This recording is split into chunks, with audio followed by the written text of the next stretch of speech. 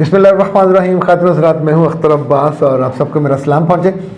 जनूबी पंजाब से हमारे बहुत पुराने सुनने वाले और मिलने वाले हैं। फैसल चौहान इनका नाम है और 1 साल पहले मेरे पास ये बतौर ख़ास आए। नहीं, काफ़ी बरसों से सुन रहे थे और 1 साल पहले मेरे पास तशरीफ़ लाए एक सेशन के लिए। ये उनका प्री मैरिज सेशन था और उसमें उन्होंने कहा कि माली तौर पे हमने बहुत गुर्बत देखी है।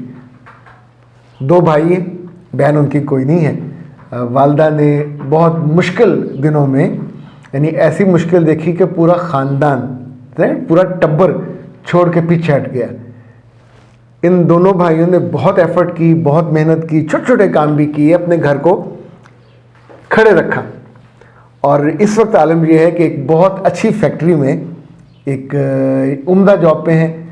फैक्ट्री की तरफ से घर मिला हुआ है, 6 फिगर में तनख्वाह है और बाकी सारी सहूलतें हैं, इज़्ज़त है, इकराम है। तो अब 1-2 सालों से कुछ रिश्तेदार ने वापस मिलना शुरू किया है।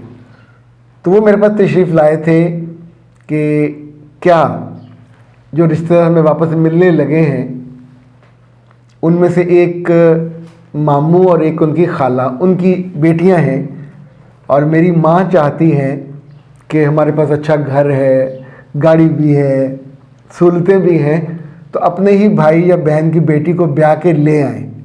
तो क्या हमें ये कर लेना चाहिए? तो मैंने उनसे पूछा कि आपकी कोई लव मैरिज का चक्कर तो नहीं है? उन्होंने कहा नहीं, कभी मुलाकात ही नहीं हुई। उन्होंने कभी घास भी नहीं डाली। खातिन हज़रात, ऐसे केसेस में मेरी बड़ी कैलकुलेटेड राय है।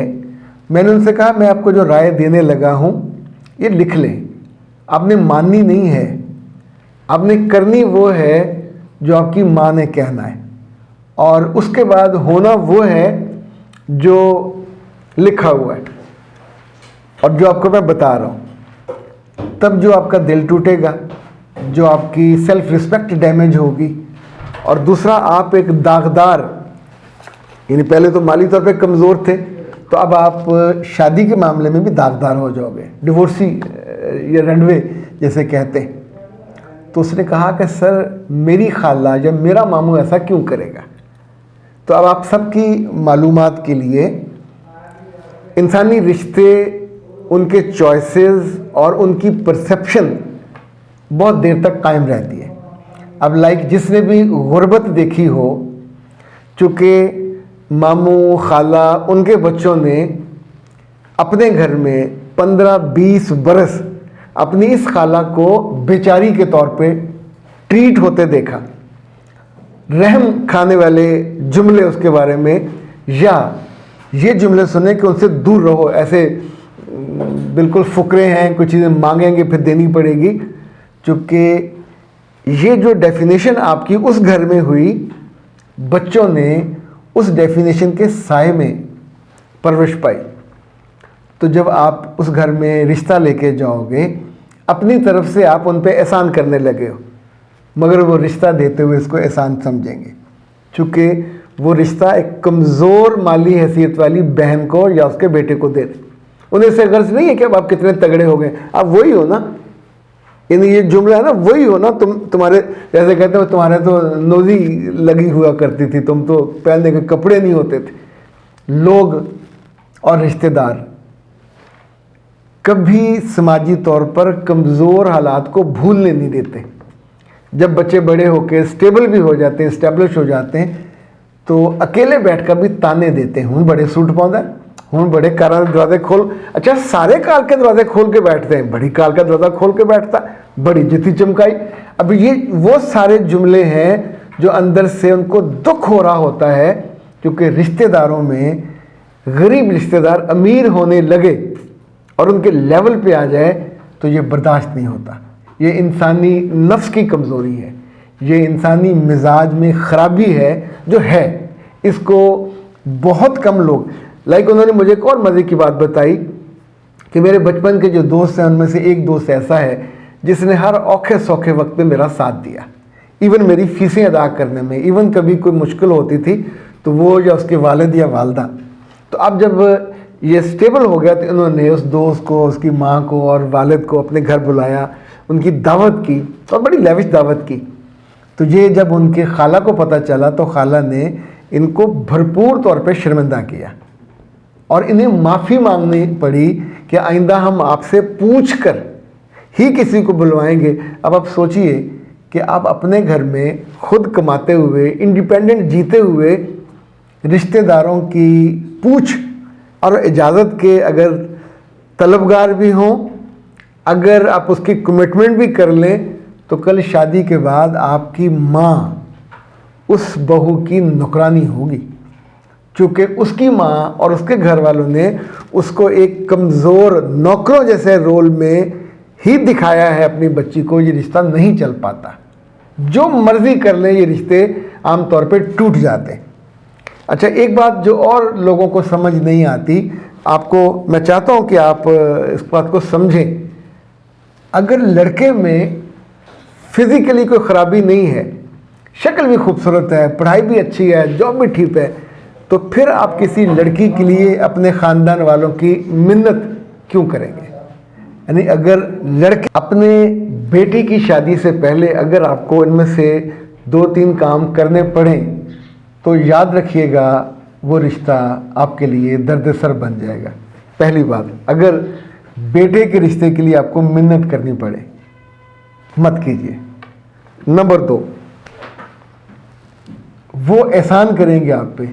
अगर लड़की के घर वाले लड़की को एहसान के पंड और बोझ और पूरा ट्रक के साथ आपके घर भेजेंगे, तो खुद आप 2 नंबर और आपकी वालदा तीसरे नंबर पे, यानी इज्जत, वक़ार और मर्तबे से महरूम रहेंगे।